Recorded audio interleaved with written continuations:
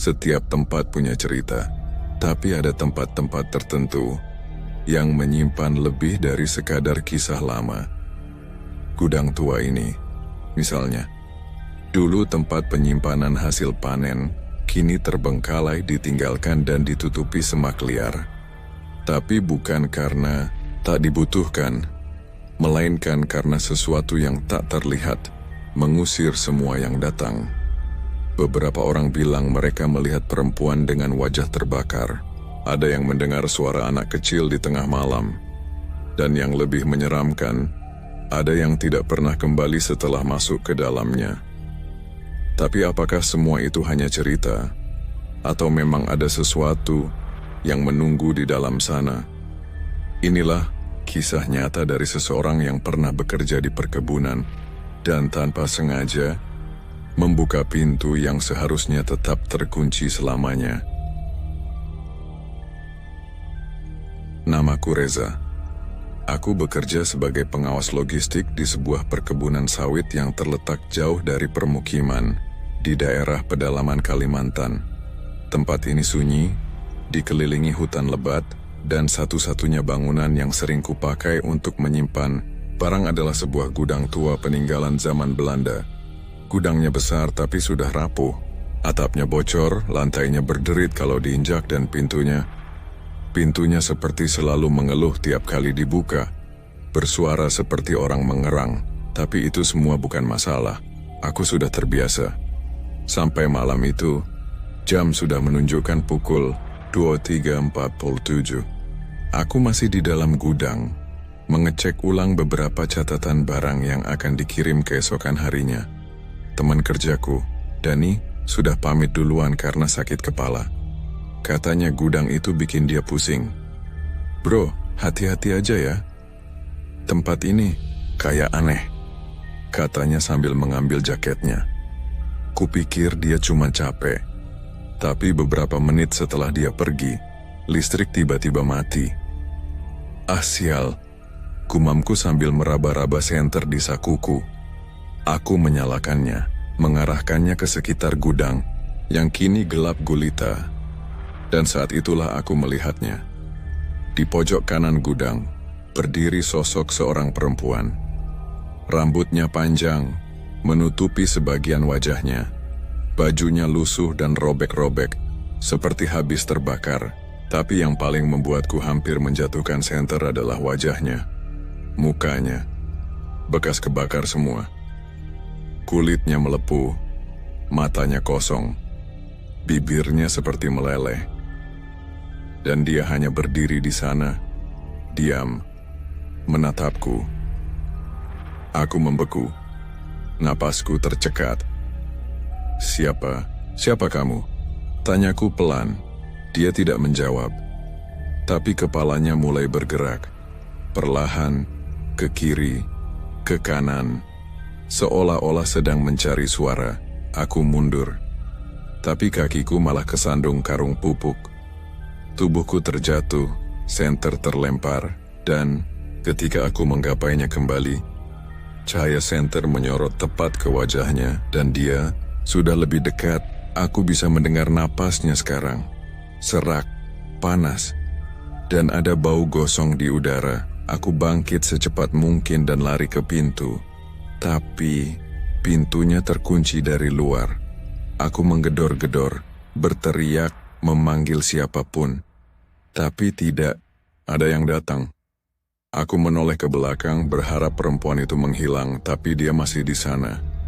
Lebih dekat lagi. Seketika, aku teringat sesuatu. Di sakuku ada gantungan kunci kecil berbentuk salib yang diberikan ibuku. Aku mengangkatnya tinggi-tinggi, menyebut nama Tuhan, dan berdoa sekuat mungkin. Perempuan itu berhenti. Dia tidak mendekat lagi, tapi matanya menatap penuh dendam, seolah berkata, "Kau akan kembali, dan saat itu aku akan menunggumu." Tiba-tiba pintu terbuka dari luar. Dani kembali. "Bro, lu kenapa teriak-teriak?" Aku lari keluar nyaris menangis. "Lu lihat dia nggak? Di pojok, dia masih di sana." Dani mengarahkan senternya ke dalam gudang. Tidak ada siapa-siapa. Bro, lu halu kali. Tapi aku tahu apa yang kulihat. Dan sejak malam itu, aku bersumpah tidak akan pernah kembali ke dalam gudang. Itu sendirian. Tapi hidup tidak selalu memberi kita pilihan. Setelah kejadian malam itu, aku meminta cuti selama 2 hari. Aku menginap di rumah Pak Sumarno, salah satu warga yang tinggal di desa terdekat, sekitar 4 km dari area perkebunan. Rumahnya sederhana, berdinding kayu dengan lampu Petromax sebagai penerangan utama. Tapi anehnya, aku justru merasa lebih tenang di sana dibanding di barak pekerja.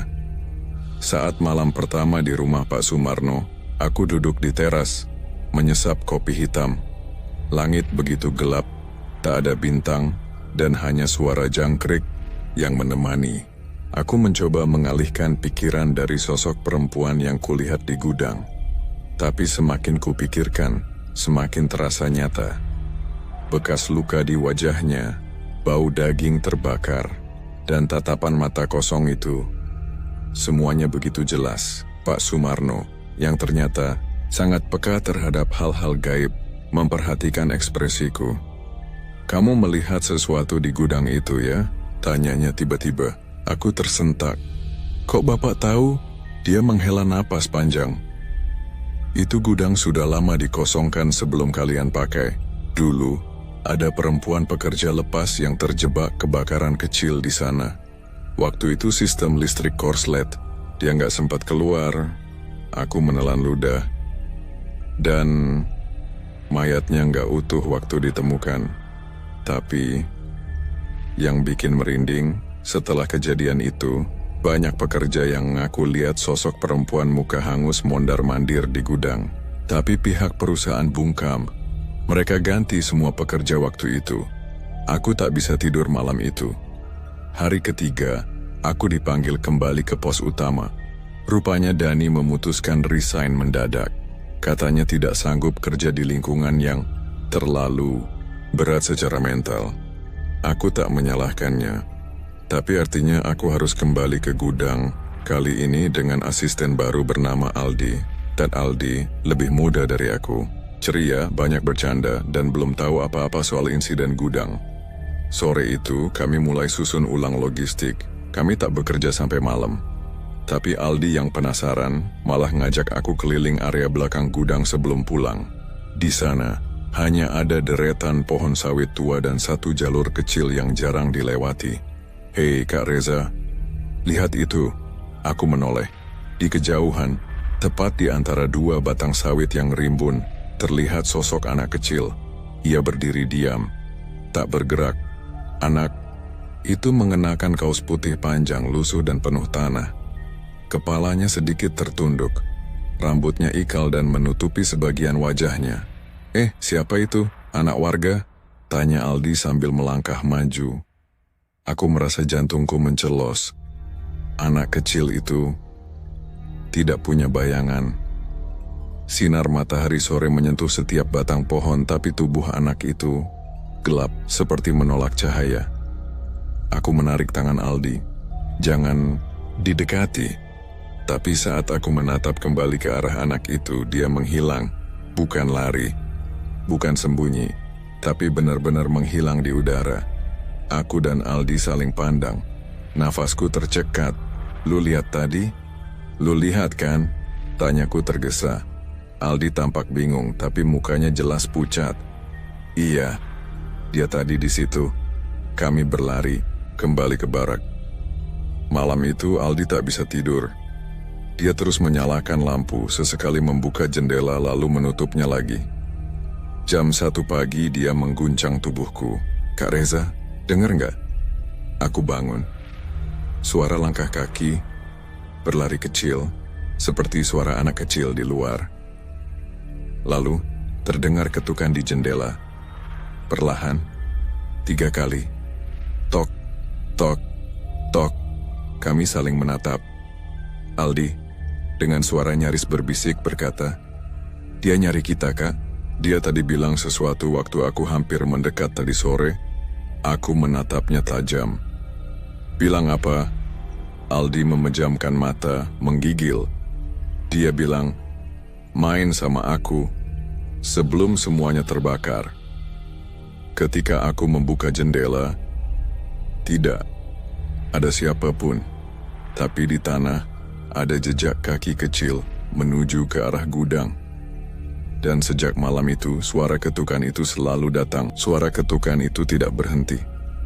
Setiap malam, pukul 1:15, persis 3 kali ketukan, jeda 5 detik, lalu suara seperti tarikan nafas, berat, pelan, dan basah. Seolah-olah ada sesuatu yang berada tepat di balik dinding barak, mengawasi, menunggu, sabar, tapi pasti. Setelah 3 malam berturut-turut kami mengalami itu, aku memutuskan untuk berbicara lagi dengan Pak Sumarno. Kali ini aku tak ingin setengah-setengah. Aku ingin tahu semuanya. Di beranda rumahnya yang temaram, hanya diterangi lampu minyak, Pak Sumarno akhirnya buka suara lebih dalam. "Perempuan yang kau lihat di gudang itu, dia bukan sekadar arwah penasaran," katanya lirih. "Dulu waktu kebakaran itu terjadi, dia tidak sendiri. Ada anak kecil yang ikut terjebak, anaknya sendiri. Jantungku serasa berhenti berdetak. Anaknya? Iya, mereka tidak temukan jasadnya. Tapi beberapa warga yang dulu pernah kerja di sana cerita kalau sebelum kebakaran, anak itu sering bermain di belakang gudang di antara pohon-pohon sawit. Sejak itu, tempat itu seperti menyimpan dendam." Aku menelan ludah. Berarti, anak kecil yang muncul itu bukan hanya penampakan, dia bagian dari kutukan yang tertinggal. Mereka mencari yang menggantikan tempat mereka, yang menggantikan nasib mereka. Aku pulang dari rumah Pak Sumarno dengan kepala penuh pikiran. Aldi tidak di barak saat aku kembali. Tapi pintu terbuka. Saat aku masuk, semua lampu sudah mati. "Aldi," panggilku pelan. Tak ada jawaban. Aku menyalakan senter dan menyusuri lorong barak. Ada suara samar, seperti bisikan dari arah kamar Aldi. Langkahku melambat. Senterku goyah. "Aldi?" Bisikku sekali lagi meraih gagang pintu kamarnya. Pintu terbuka sendiri, perlahan, berderit seperti disentuh sesuatu yang tak kasat mata, dan di dalam sana, aku melihatnya, Aldi, berdiri mematung di depan cermin. Tapi yang membuat seluruh tubuhku menggigil adalah bayangannya di cermin, tidak meniru gerakannya. Bayangan itu tersenyum. Bayangan itu bukan dirinya. "Aldi!" teriakku, menarik tubuhnya. Dia jatuh, tubuhnya lemas, matanya kosong. Tapi sebelum aku sempat berteriak lagi, dari arah belakang kamar, terdengar suara, "Berat itu, kembalikan, anakku." Cahaya senter berkedip. Udara mendadak panas dan bau terbakar memenuhi kamar. Dinding barak seperti bergetar, dan suara itu bergema seperti berasal dari bawah tanah. Aku menyeret tubuh Aldi keluar dan membawanya ke rumah warga. Malam itu kami tidak tidur. Wajah Aldi tetap kosong. Bibirnya bergerak-gerak seperti menggumam sesuatu yang tak terdengar. Esok paginya aku pergi ke gudang. Sendiri. Bukan karena nekat, tapi karena merasa ini harus diakhiri. Aku tak tahu bagaimana, tapi aku tahu ini bukan hal biasa. Gudang itu sunyi. Pintu utamanya terbuka sedikit seperti menantangku masuk. Langkah kakiku berat, tapi perlahan aku menyusuri rak-rak tua yang berdebu. Dan tepat di tempat di mana aku pernah melihat perempuan itu berdiri, ada sesuatu. Sebuah boneka kain lusuh, hangus sebagian. Kepalanya nyaris putus. Tanganku gemetar saat mengambilnya. Dan seketika, semuanya berubah. Ruangan menjadi gelap. Bukan karena malam, tapi seolah dunia tempatku berdiri telah berganti. Aku berada di tengah kobaran api. Rak-rak runtuh. Teriakan seorang wanita memecah udara. dan suara tangis anak kecil menjerit dari kejauhan. Aku melihat perempuan itu lagi. Kali ini lebih dekat. Wajahnya hancur, kulitnya menggantung, matanya hanya 2 lubang hitam menganga. Tapi dia tidak menyerangku. Dia menunjuk ke arah belakang gudang.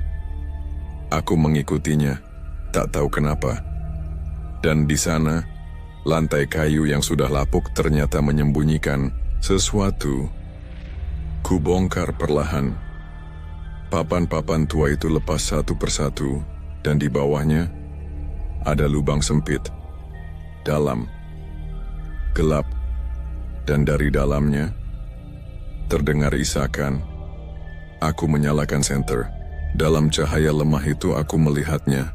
Tulang kecil, pakaian anak-anak, dan boneka yang sama seperti yang kupegang, tapi dalam kondisi utuh. Anak itu terkubur di sini. Aku tak tahu bagaimana harus bereaksi, tapi tiba-tiba suara di belakangku berbisik, "Terima kasih." Saat aku menoleh, perempuan itu perlahan memudar, dan untuk pertama kalinya, dia tersenyum. Setelah aku melihat tulang belulang dan pakaian anak kecil di lubang bawah lantai gudang, tubuhku seperti membeku. Tenggorokanku tercekat. Bau tanah lembab bercampur aroma arang hangus menyeruak dari dalam lubang. Tak jauh dari sana, di pojok, ruang gelap yang remang oleh cahaya senterku, sosok perempuan terbakar itu masih berdiri. Tapi kali ini, dia tidak bergerak. Wajahnya, meskipun rusak parah, terlihat damai. Aku berjongkok, menggenggam boneka utuh dari dalam lubang, persis seperti yang kudapati sebelumnya. Hanya saja boneka ini utuh, tidak terbakar. Sesaat aku merasa anak kecil itu berada di dekatku, mengawasi. Angin berhembus dari celah jendela rusak di sisi kiri gudang. Suara seperti bisikan samar terdengar. "Ayah akan jemput nanti ya. Jangan takut." Aku menoleh. Tak ada siapa pun. Tapi udara seketika menjadi berat. Langit di luar mulai mendung, membuat ruangan semakin kelam. Aku menggenggam boneka itu erat dan berusaha keluar dari gudang. Tapi saat aku berdiri, suara lantai berderit berat, seperti ada langkah kaki besar yang datang dari belakang. Duk, duk, duk. Langkah itu bukan milikku, berat dan menyeret. Aku tidak berani menoleh. Tapi saat aku ingin melangkah ke depan, sesuatu menahan kakiku, aku jatuh. Tanganku menghantam lantai keras. Senterku terpental dan mati. Kegelapan menyergap seluruh ruangan. Dalam gelap itu, aku mendengar napas kasar. Dekat. Sangat dekat. Disertai suara seperti geraman, rendah dan berat, seperti bukan dari makhluk manusia. Aku membeku. Kemudian, dari sudut gelap ruangan, sesuatu bergerak. Bukan perempuan, bukan anak kecil, tapi sesuatu yang besar, sangat besar. Langkahnya menggetarkan lantai. Satu suara berat terdengar dari kegelapan. "Kau sudah buka pintunya." Lalu terdengar suara cakar, ya, seperti kuku, panjang yang diseret ke dinding kayu. Suara itu memekakan telinga dan membuat darahku seperti membeku. Aku berusaha mencari-cari senter dalam gelap, meraba lantai sambil menahan napas. Tapi ketika tanganku menemukan senter dan kuhidupkan, cahaya kuning itu menyorot ke arah makhluk itu. Dan aku ingin menjerit sekeras mungkin, tapi suara tercekat di tenggorokan. Makhluk itu berdiri setinggi hampir 2 meter. Kulitnya seperti arang, melepuh dan berasap. Wajahnya tak bisa disebut wajah. Hanya ada mulut lebar yang terbuka ke atas, menganga seperti teriakan abadi. Tidak ada mata, tidak ada hidung. Hanya rongga kosong yang dalam, gelap dan menyedot cahaya di sekitarnya. Di dadanya menggantung sebuah kalung anak kecil. Itu bukan roh anak atau ibunya. Ini sesuatu yang datang karena luka lama. Makhluk itu mendekat merangkak dengan kuku tajam yang mencakar lantai. Suara erangan menggetarkan udara.